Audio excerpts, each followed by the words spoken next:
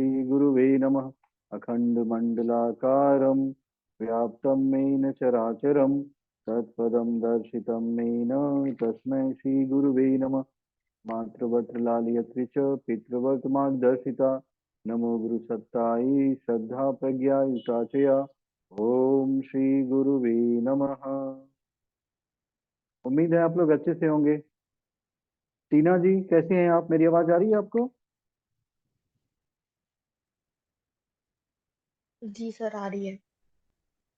टीना जी सुन पा रही हैं? जी सर, आ रही है आवाज आपकी। आप अनम्यूट कर लीजिए।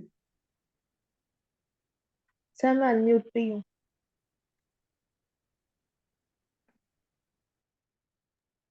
हेलो। बोलिए। सर मेरी आवाज आ रही है? हाँ जी, हाँ जी, और आ रही है। आपको समझ में आता है? हाँ sir. Very good, very good.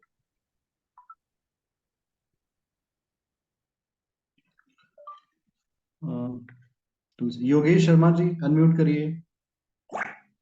जी सर। कैसे हैं? ठीक है सर।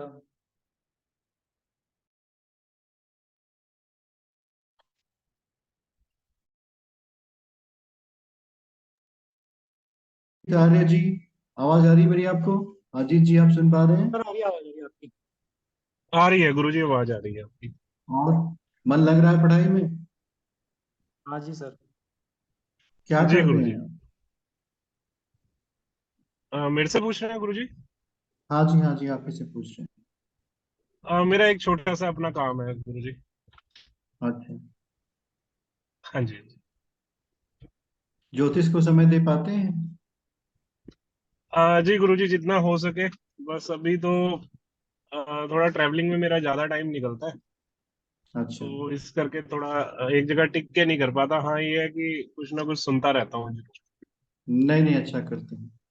जीवन एक यात्रा बिल्कुल है। हमारी यात्रा चलती रहे, अच्छे से चले तो हमें उसका आनंद भी बिल्कुल आएगा। गुरुजी।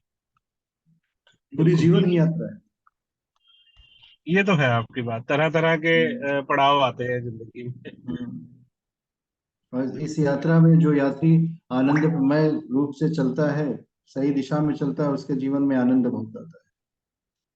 बिल्कुल गुरुजी। ज्योतिष में भी धीरे धीरे आनंद आता है। इसका रस जो है, इस गहराई में है। जब धीरे धीरे आप वहां तक पहुंचेंगे तो उस रस को पा लेंगे। और बिल्कुल ठीक बात है गुरुजी। एकाएक अगर कोई व्यक्ति जानने की कोशिश करे ज्योतिष को तो काफी है। एकाएक आप नहीं जान सकते, आपको इसको थोड़ा टाइम नहीं देना जान पड़ेगा। सकते। बिल्कुल बिल्कुल गुरुजी। म्यूट कर लीजिए। चलिए ज्योतिष की यात्रा हम लोग शुरू करते हैं।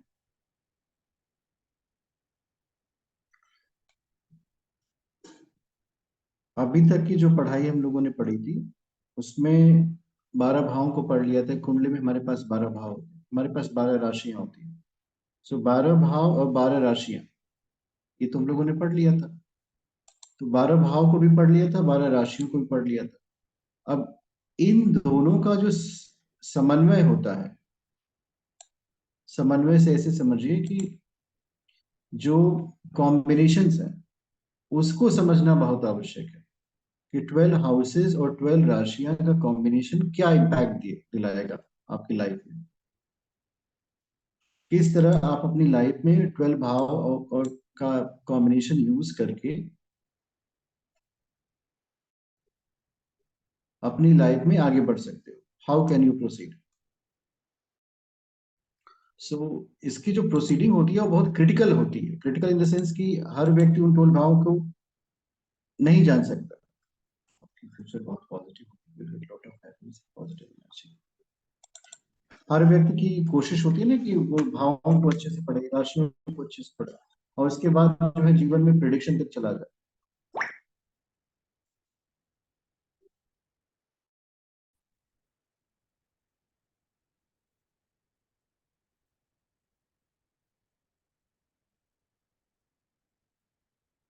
नमस्कार सर। आप म्यूट है सर। अच्छा चल रहा है लाइफ आपका? मेरी आवाज आ रही है आपको? हाँ जी, क्लियर आ रही है। जीवन में कभी कभी कुछ ऐसी घटनाएं घटित हो जाती हैं कि अगर आप एक माध्यम का यूज कर रहे हो तो फिर आप सक्सेस नहीं हो सकते। You need to have alternative thing. तो अल्टरनेटिव थिंग्स में जब भी हम जूम स्टार्ट करते हैं तो जूम मेरा लैपटॉप का ऑडियो कनेक्ट नहीं कर रहा है। फिर मैंने क्या किया, एक दूसरा मोबाइल ले लिया, अपनी ही मीटिंग में दूसरे मोबाइल से कनेक्ट हो गया। So audio is going from that side. आप लोगों को मेरी आवाज आ रही है? जी गुरुजी। चलिए हम लोग आज एक नया विषय पढ़ते हैं। जो 12 राशियां हैं, 12 भाव, इनको तो हम लोगों ने पढ़ लिया था। ये जो 12 राशियां होती हैं और 12 भाव होते हैं, कुल हमारे पास 12 राशियां हों और कुंडली में भी 12 भाव होते हैं। फिर इसके बाद एक बहुत महत्वपूर्ण विषय आता है, आप एक ही क्लास को पढ़ेंगे तो आपको प्रेडिक्शन आ जाएगा, बहुत ध्यान से पढ़िएगा।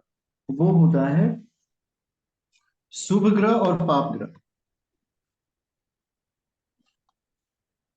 शुभ ग्रह का कॉन्सेप्ट और पाप ग्रह का कॉन्सेप्ट। सर, आप जो शेयर कर रहे हैं ना, वो एक व्हाइट बोर्ड शेयर हो रहा है अच्छा, और उसमें सिर्फ आपका नाम ही स्क्रॉल हो रहा है और कुछ नहीं दिखाई दे रहा।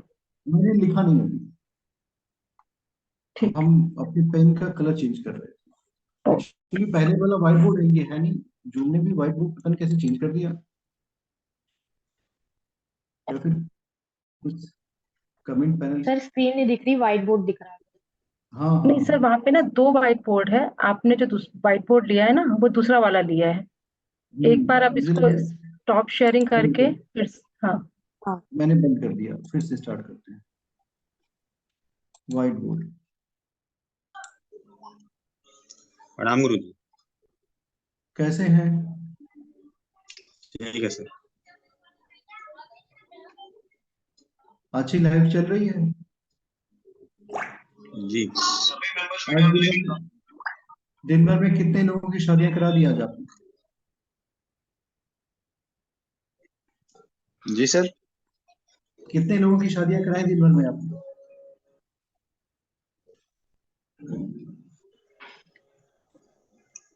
शादी कहाँ करा रहे थे सर? हवन करा रहे लोग आते हैं पूछने के लिए कि मैं शादी कब होगी।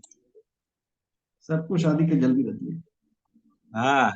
आज ज्यादा आज शादी के प्रश्न नहीं आएगा। और वो भी तुरंत 5 मिनट में करा दीजिए, ज्यादा टाइम मत लीजिएगा। जी, सर 5 ही अभी भी 10 मिनट में व्हाइट करा बोर्ड, देंगे। सर अभी भी व्हाइट बोर्ड नहीं अब दिख रहा है। ये व्हाइट बोर्ड आपको दिख रहा है ना? हाँ कि पहले वाला व्हाइट बोर्ड आ नहीं रहा था, हाँ आ रहा चला गया है, कुछ समझ में नहीं आ रहा। मतलब स्क्रीन नहीं दिख रही, ओनली व्हाइट व्हाइट दिख रहा है, आपका नाम आप लिखा हुआ। इसमें दिख रहे हैं कि नहीं दिख रहे? स्क्रीन नहीं दिख रही। उस पर मैंने पाप ग्रह लिखा है, देखिए दिख रहा है? नहीं सर, ओनली व्हाइट बोर्ड दिख रहा है ना, आपका अच्छा, नाम क्योंकि लिखा ठीक हुआ है। है। हम भी मोबाइल से अटैच है, मुझे दिख रहा है। दिखाई दे रहा है। मीना जी, आपको पाप ग्रह दिखा? नहीं गुरुजी। किसको किसको दिखा? किसी को नहीं दिखा? सर दिखाई दे रहा है हमें। दिख रहा है ना? मैं वापस ज्वाइन करती हाँ, आप एक बार फिर से रिज्वाइन करें। रिफ्रेश करो अपने फोन को। देखिए हमारे पास जो पाप ग्रह में आते हैं, सूर्य,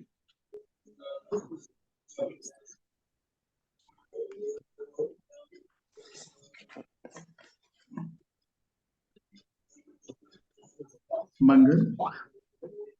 हेलो। हाँ जी।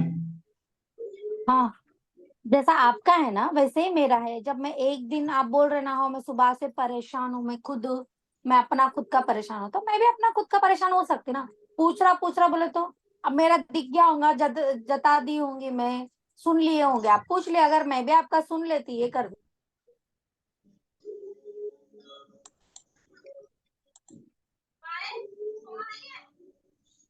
हमारे पास जो पाप ग्रहों की श्रेणी आती है, देखिए उसमें सूर्य, मंगल, शनि और राहु।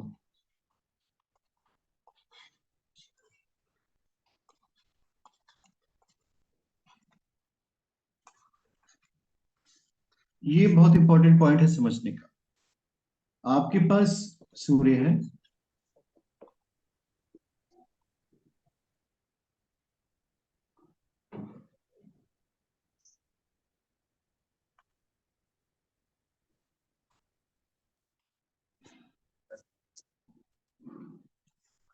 सूर्य है, मंगल है, शनि है, राहु है।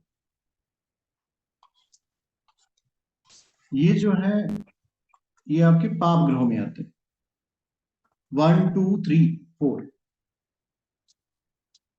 और जब आप लेफ्ट टू राइट जाएंगे, ये बहुत इंपॉर्टेंट पॉइंट है समझने का, इधर से अगर आप इधर गए, ये वाला ऑर्डर, तो इसमें सबसे ज्यादा अगर आप पाप ग्रह समझेंगे कि कौन सा ऐसा प्लैनेट है जो सबसे ज्यादा मैलेफिक है, तो वो है राहु। यहाँ पे पाप पुण्य से ये नहीं समझना है कि ये कोई रिजल्ट नहीं देगा, लेकिन सबसे खराब ग्रह सूर्य, मंगल, शनि और राहु में राहु है। अब इससे क्या समझा जाए? एक मनुष्य के जीवन में राहु के समय बहुत प्राप्तियां भी होती हैं, lot of happiness comes in the period of Rahu also, but जितनी खुशियां उसको मिलनी चाहिए उतनी मिल नहीं पाती। राहु क्या है, शनि क्या है, मंगल क्या है, सूर्य क्या है? तो आपको ऐसा समझना चाहिए, ये जन्म कुंडली में दुख के कारण है। किसी भी व्यक्ति के जीवन में ये जो ग्रह हैं ये दुख देंगे, ये परेशानी देंगे, ये लोगों को सुख नहीं देंगे। किसी भी जातक को ये ग्रह सुख नहीं देने वाले, ये परेशान करेंगे। एक बात और भी समझने की है कि सुख से बिल्कुल ये मत समझिएगा कि भौतिक जगत की संपदाएं किसी व्यक्ति के जीवन में ज्यादा आ गई तो वो बहुत खुशहाल होगा। सुख मनुष्य के मन की अनुभूति का नाम है। राहु के पीरियड में भी भौतिक जगत में व्यक्ति बहुत सारी प्रगति करता है। ठीक उसी तरह शनि महाराज का नाम लेने से मनुष्य बहुत ही विचलित हो जाएगा, कह दीजिए शनि की महादशा आने वाली है, शनि की 7.5 आने वाली है। ये दोनों चीजें आदमी को बहुत परेशान करती हैं। तो ऐसी परिस्थिति में एक बात का ध्यान देना पड़ेगा कि सबसे मैलेफिक प्लैनेट हमारा राहु है। ये पॉइंट समझने का, जितने भी ग्रह हैं सूर्य, मंगल, शनि और राहु, अब इसमें कंपैरिजन करना है आपको, इस सबसे कम क्रूर कौन सा ग्रह है, तो वो उसका उत्तर है सूर्य। उससे ज्यादा कौन है? मंगल। उससे ज्यादा कौन है? शनि। उससे ज्यादा कौन है? राहु। राहु जितने भी प्लैनेट है उसमें सबसे ज्यादा क्रूर ग्रह है। इसके अंदर जो है हर व्यक्ति को, अब कभी कभी ये हमारे पास ये ख्याल आ जाता है ना कि सूर्य कैसे क्रूर हो गया। अब इसको समझिएगा आप कि जब हम भावों की बात करते हैं, सूर्य अगर किसी जातक के सप्तम भाव में है, तो सप्तम भाव जो हमने पढ़ा है वो है तो पति पत्नी का संबंध,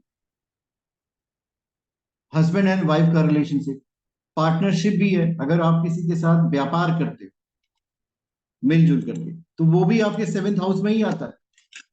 सप्तम हाउस व्यक्ति का व्यापार भी है। अब सप्तम हाउस में सूर्य बैठ गया, अब आपको प्रेडिक्शन करना है, क्या ऐसा व्यक्ति सुखी वैवाहिक जीवन जी पाएगा? तो इसका उत्तर है नहीं। उस व्यक्ति के जीवन में पत्नी को लेकर के कभी खुशी नहीं आएगी। ये बात हमेशा नोट करिएगा। अब देखिए, एक प्रेडिक्शन आप बता रहे हैं, अब इस प्रेडिक्शन को आप कहां कहां लगाना चाहते हैं ये आपके बुद्धि पे डिपेंड करता है। यही सूर्य अगर पंचम भाव में बैठ गया, हमारा प्रेडिक्शन वहीं तक चलेगा जहां आवश्यकता है। पंचम भाव में ये प्रेमी से भी लड़ाई करवाएगा।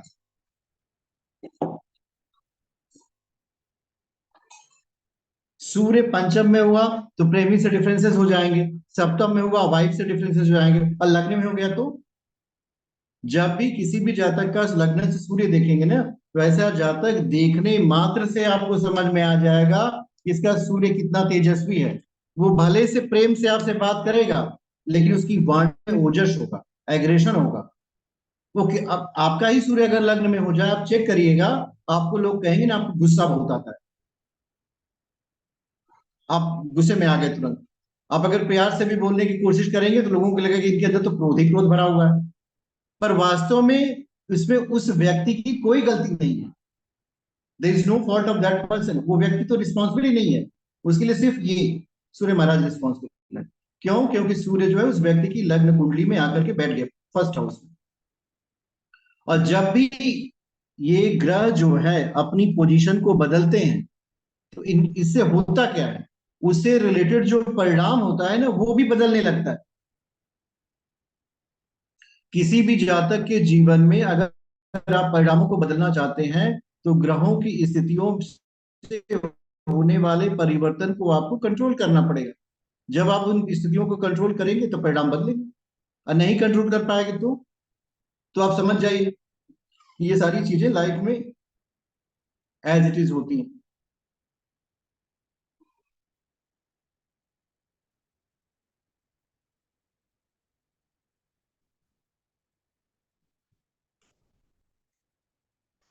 अब हम लोग आपको एक कुंडली बनाते हैं, कुंडली बता करके बताते हैं कैसे इन ग्रहों की स्थितियां आपको समझ में आती है। एक पेज ले लीजिए।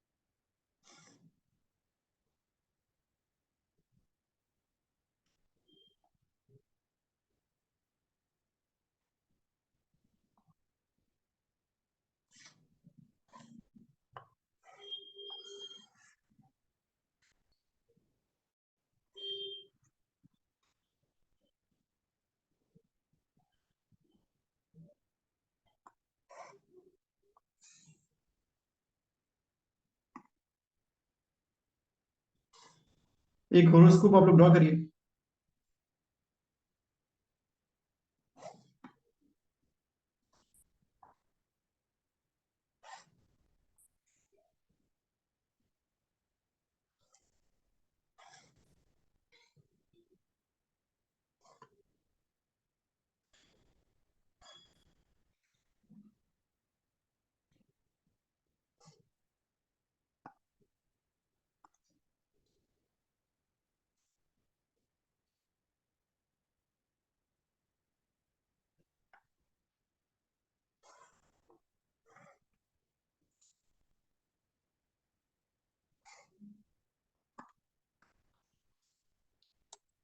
एक कुंडली बनाइए, जैसे मैंने बनाई ऐसे 12 बॉक्सेस बना दीजिए।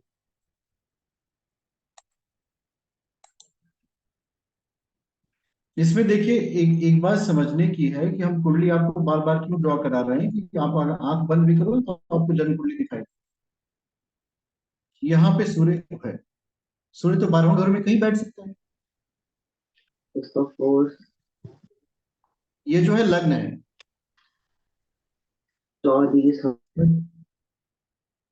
फर्स्ट हाउस यही है ना। किसी भी जातक का पहला घर लग्न ही है। अब लग्न से सूर्य हो गया, कोई सी भी राशि 1 से लेकर 12 तक कोई भी राशियां वहां आ सकती, लेकिन अगर सूर्य में लग्न में बैठा है तो मैंने आप इसको समझिए लग्न में सूर्य का क्या प्रभाव है उस जातक के ऊपर। हमको तो प्रेडिक्शन सीखना है ना, ग्रहों का क्या प्रभाव है। लग्न में अगर किसी जातक के सूर्य आ गया तो उसका प्रभाव क्या दिखेगा। उसका प्रभाव ये दिखेगा कि ऐसे जातक से मिलने के बाद आपको यह अनुभव होगा ये तो बहुत गुस्सा करते हैं, ये तो किसी की सुनते नहीं है। अब इसमें अगर पॉजिटिव क्वालिटी आप चेक करने की कोशिश करेंगे तो ऐसा जातक के पास लीडरशिप क्वालिटी बहुत अच्छी, नेतृत्व करने की क्षमता ये बहुत ज्यादा होगी इनके अंदर, ये लीडर होंगे। दूसरी चीज क्या हो सकती है सोचिए, ये जो लीडरशिप वाले व्यक्ति होते हैं जैसे सूर्य के चारों तरफ सारे ग्रह घूमते हैं, इसको फॉलो करिएगा। Sun is the centre and all the planets move around us. Similar way ये जातक जो है किसी के व्यक्ति के पिछलग्गू नहीं हो सकते, they can not follow anybody, इनको लोग फॉलो करेंगे, ये वाली नेचर इनके पास आ जाती है। तो इनको लोग फॉलो करेंगे से क्या मीनिंग हो सकता है कि इनकी कोशिश ये होगी कि people should follow him but they should not follow the people. अब यही सूर्य अगर आप सप्तम भाव में ले आते, जातक का सूर्य सप्तम भाव में हो गया यहां पे,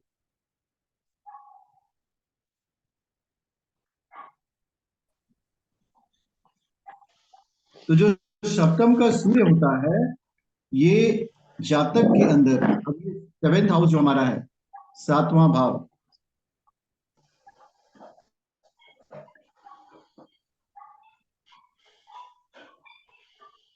ये है हमारी पत्नी का घर।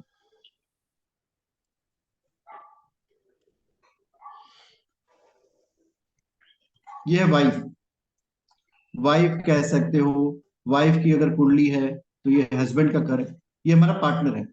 यहां अगर सूर्य बैठा तो हस्बैंड एंड वाइफ की रिलेशनशिप को अफेक्ट करना शुरू करेगा। आप ऐसा नहीं कहेंगे विवाह में विच्छेद हो गया, पर दोनों के बीच की जो अंडरस्टैंडिंग का लेवल होगा वो बहुत ही जबरदस्त होगा। वो एक दूसरे से प्रेम करेंगे, इसमें कोई समस्या नहीं है, they will not be any love, प्रेम तो खूब होगा, पर आपस में बनेगी बिल्कुल नहीं। ये कंफर्म है, सप्तम में सूर्य बैठा तो ऐसे जातकों को पार्टनरशिप में कोई बिजनेस नहीं करना चाहिए। अगर वो करेंगे तो नुकसान होगा, बिकॉज पार्टनर से कोलैबोरेशन अफेक्ट हो जाएगा। अब इसी सूर्य को आप पंचम भाव में ले आइए, यहाँ पे ये जो हमारा 5th हाउस है, ये जो पंचम भाव होता है ना, ये प्रेम होता है। हम आपके सूर्य को वहीं वहीं ले आएंगे जहां जहां से आपके पास प्रश्न आते हैं। अगर सूर्य आपका यहां बैठा हुआ है तो क्या करेगा? देखिए, 5वां घर व्यक्ति के जीवन का प्रेम होता है। This is the love of a human being. So ये जो प्रेम होता है इसको भी समझने की कोशिश करिए, ये भाई बहन का प्रेम नहीं है। This is not the prem of mummy and son, क्योंकि 5वें में जो प्रेम आता है वो अपोजिट जेंडर का ही प्रेम है, जिसको लोग लव रिलेशन कह सकते हैं, वही है ये।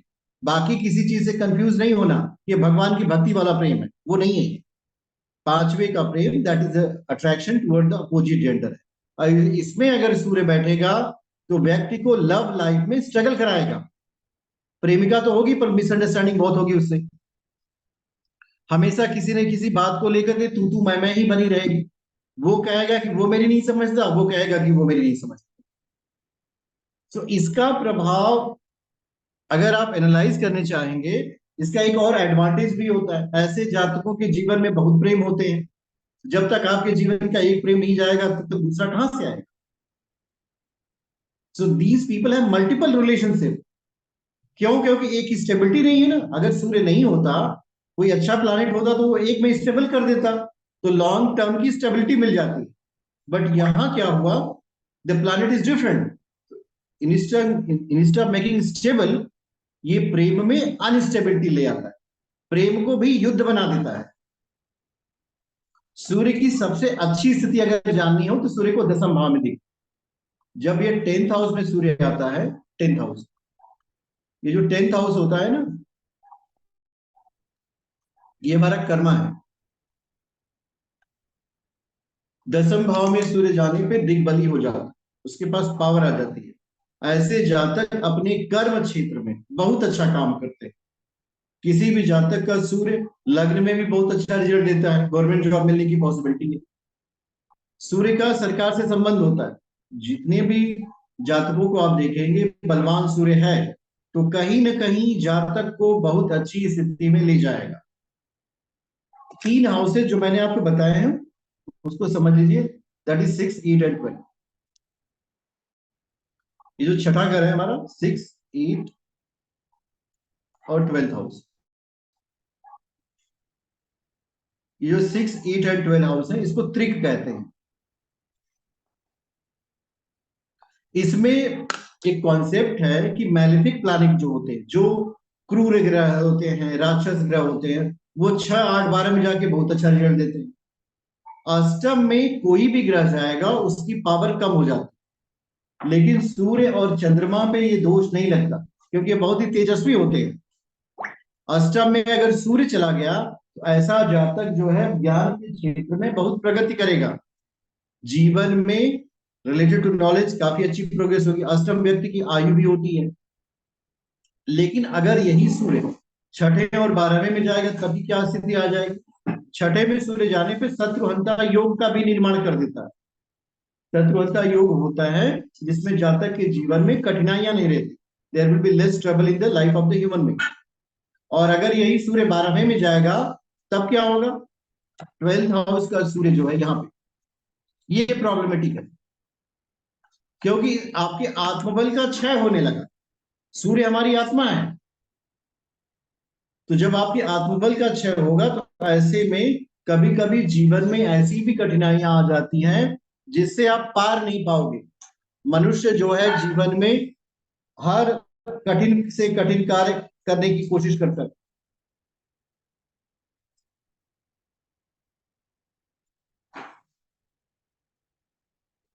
तो ऐसे में कौन सा कार्य आपको करने की आवश्यकता है? ऐसे में आपको एक बात का याद रखना है कि सूर्य 12वें में चला गया है, वह जातक अपने सूर्य को मजबूत करे, सूर्य के उपाय करे। अगर सूर्य सप्तम में है, आपने सूर्य को और बलवान किया तो क्या होगा? वाइफ के साथ रिलेशनशिप बहुत खराब हो जाएगा। सूर्य पंचम में है, आपने उसको बहुत स्ट्रांग कर लिया, प्रेमिका आपकी छोड़ के चली जाएगी। सूर्य का मतलब आत्मतेज होता है। ऐसा नहीं होता कि सूर्य 5वें में जाके व्यक्ति को बुरा बनाता है, नहीं बनाएगा। ऐसा जातक ना बातों को मोल्ड नहीं कर सकता। उसके अंदर की जो ऊर्जा होगी वो बाहर निकलेगी। जैसे अभी देखो ठंडक लग रही है, हम लोग अग्नि जला करके बैठ करके आग सेक रहे होंगे, हीटर लगा लिया होगा, गर्म पानी पी रहे होंगे। पर यही क्रिया अगर बहुत ज्यादा गर्म पानी के साथ आपको करनी पड़ी तो तब आपको बुरी लगेगी। तो गर्मी बुरी नहीं है, बट डायरेक्शन इज बैड। गर्मी तो होनी चाहिए पर उतनी हो जितनी लिमिटेड हो। इसी वजह से ऐसे जातक जो है, अगर आप देखें तो होगा क्या कि अगर आपकी कुंडली के सप्तम में सूर्य बैठा है, इसका मतलब आपकी पत्नी बुरी नहीं है, शी इज ट्रूथफुल। आपका पार्टनर बुरा नहीं है, she is he is truthful. But attachment नहीं हो पाएगा।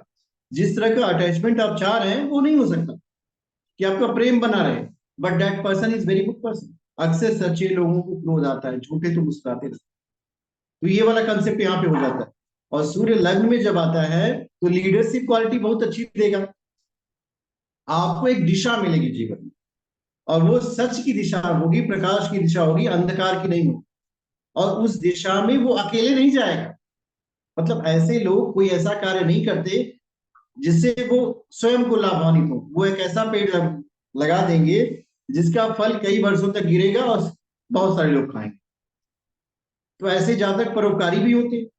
तो सूर्य का मानव के जीवन में बहुत अच्छा प्रभाव पड़ता है। अब इसके बाद के 3 ग्रह कौन कौन थे? मंगल, राहु, शनि। अब इन तीनों में के प्रभाव में बहुत अंतर है। मंगल, शनि और राहु। सूर्य की उग्रता और मंगल की उग्रता, इन दोनों में बहुत अंतर है। सूर्य जो है व्यक्ति का आत्मचेतना है और मंगल है व्यक्ति का पराक्रम। आप ऐसे कह सकते हो सूर्य है राजा और मंगल है सेनापति। But Mangal is soldier. Mangal से क्या समझा जाए? मंगल को ऑर्डिनरी अगर आप समझते हैं तो बहुत गलती करते हैं। मंगल जो है व्यक्ति के जीवन का धन होता है, जो फिजिकल वेल्थ होती है ना, जिसको हम मनी बोलते हैं। मनी, देखिए हमारी लाइफ पूरी इसी पे ओरिएंटेड होती है। और आजकल देखेंगे तो कोई भी ऐसा व्यक्ति नहीं है which is not under debt. हर व्यक्ति के पास कर्जा है। कोई 20 लाख का कर्जा लेकर के मकान खरीद के फ्लैट में रह रहा है। हर महीने उसकी 50% सैलरी ईएमआई में चली जाती है। किसी ने मतलब जितना में भी है कर्ज ही कर्ज पे व्यक्ति चल रहा है। आई हैव टू पे द ईएमआई। सो ये जो ईएमआई का रीपेमेंट होता है, अगर कोई व्यक्ति कर्ज ले लिया है तो क्या वो कर्जा वापस कर पाएगा? That person has ability to return the loan और नॉट। ये जो पावर होती है ये मंगल के पास होती है। अगर किसी जातक का मंगल बलवान है, अच्छी स्थिति में है, तो वह जातक कितना भी कर्ज लिया होगा वह वापस कर लेगा। उसके पास एबिलिटी होगी कि वो अपना कर्जा वापस कर ले। और अगर नहीं है तो क्या करें? तो नहीं है तो आपके पास आएगा कि गुरु जी मैंने कर्ज ले रखा है, उसको वापस नहीं कर पा रहे। तो आप क्या करें? सबसे पहले जहां से ये प्रश्न धन का आए, तो मंगल को ढूंढिए कुंडली में कि उस जातक का मंगल किस स्थिति में है, कौन से घर में बैठा है, किस राशि में बैठा है बलवान की नहीं बलवान। अगर आप ये पाते हैं कि जातक का मंगल काफी अच्छी स्थिति में है तो उसको बोलिए कि चुपचाप जाकर के शांति से सो जाओ। रात दिन में जागा करो, रात में सोया करो। अक्सर हमारे साथ उल्टा होता है, दिन में सोते हैं, रात में जागते हैं। भाई जब काम करना तो व्यक्ति सो रहा है और जब उसको सोना है तो जाग रहा है। तो जब उल्टा चक्र जीवन का चलेगा ना तो राहु एक्टिव हो जाता है। ये इसको एक्टिव नहीं करना, इसको जगाना नहीं है। राहु को हम ही जगाते हैं। जब हम दिन में सोएंगे, रात में जागेंगे, राहु जागेगा बिना काम के। अगर काम की वजह से आप जाग रहे हो, if you are wake up due to work, तब आपका राहु सो रहा है। राहु ऐसे मस्तिष्कों में जागृत होता है जो खाली होते। आप लोगों ने कहावत सुनी होगी, खाली दिमाग शैतान का घर। तो दिमाग को कभी खाली नहीं छोड़ना, उसमें कुछ ना कुछ डाला करो। तो मंगल अगर कमजोर स्थिति में मिले तो हमें उस व्यक्ति को मंगल के मंत्रों का जप बताना है, हनुमान जी की उपासना करनी है, ओम हंग हनुमति नमः का जप कराना है, हनुमान चालीसा पढ़ानी है, बजरंग बाण का पाठ कराना। अगर आप इतना कराने में उस अपने जातक को सफल हो जाते हैं तो उस जातक को कर्ज के दलदल से आप उबार दें। This is not a very simple, मतलब ये बहुत छोटी चीज नहीं है। किसी भी व्यक्ति के जीवन में अगर धन को रोक दिया जाए तो वो जैसे ऑक्सीजन से मरेगा, 2 घंटे बाद धन के रोकने से तुरंत मर जाएगा, तुरंत हार्ट अटैक होगा। आपको दूसरे क्षण बता दिया जाए कि अब आपके पास पैसा नहीं आएगा, तो भले से आपका हार्ट बीट बहुत बढ़िया से चल रहा हो लेकिन अचानक बंद हो जाएगा, क्योंकि ये बहुत बड़ी शक्ति है और पराक्रम विहीन मनुष्य जीवन में कुछ नहीं कर सकता। सो मंगल पे कॉन्टिन्यूअसली वर्क करना है। वी शुड नॉट लीव मंगल। मंगल को कोई व्यक्ति साधारण समझने की गलती ना करे कि मंगल तो एक बहुत स्मॉल प्लैनेट है, क्या इससे हो सकता है। ये आपके जीवन का धन है। इसीलिए देखिए हमारे परंपरा में हनुमान जी की उपासना बताई जाती है। भाई हनुमान जी की उपासना करो। क्यों हनुमान जी की उपासना करें? क्योंकि उनका डायरेक्ट रिलेशनशिप मंगल से है। मंगल लाल ग्रह है, लाल दे ही लाली से। सो होता क्या है कि ये जो रक्त वर्ण है ये भी मंगल है, लाल रंग। सो मंगल को मजबूत करेंगे तो जीवन में धन का आगमन भी होगा और जो धन आपने बैंक से लोन के रूप में ले रखा है उसकी ईएमआई भी टाइमली आप वापस कर लेंगे। अब ये 2 प्लैनेट है, शनि राहु। मंगल का ग्रहों में प्रभाव अगली कक्षा में पढ़ेंगे। अभी 2 ग्रहों को और फिनिश करना है, वो है शनि और राहु। शनिवत राहु होता है। शनि जो है दुख के दाता है, पर किसके दुख के दाता है और किसको दुख देते हैं, ये 2 प्रश्न बहुत ही बहुमूल्य हैं।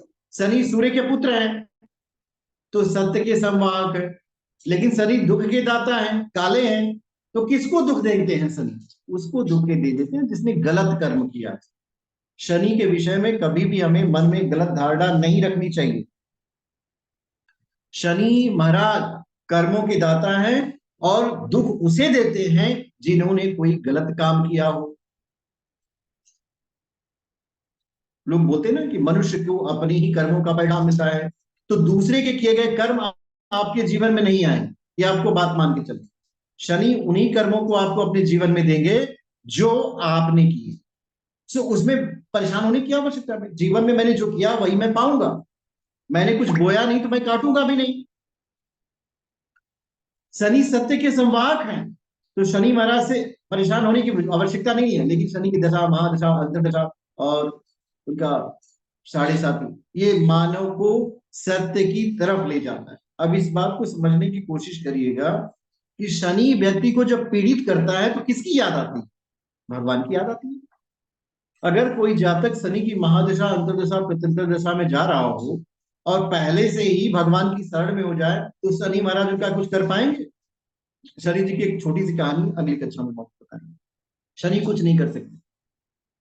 तो ऐसे में हमें क्या करना चाहिए?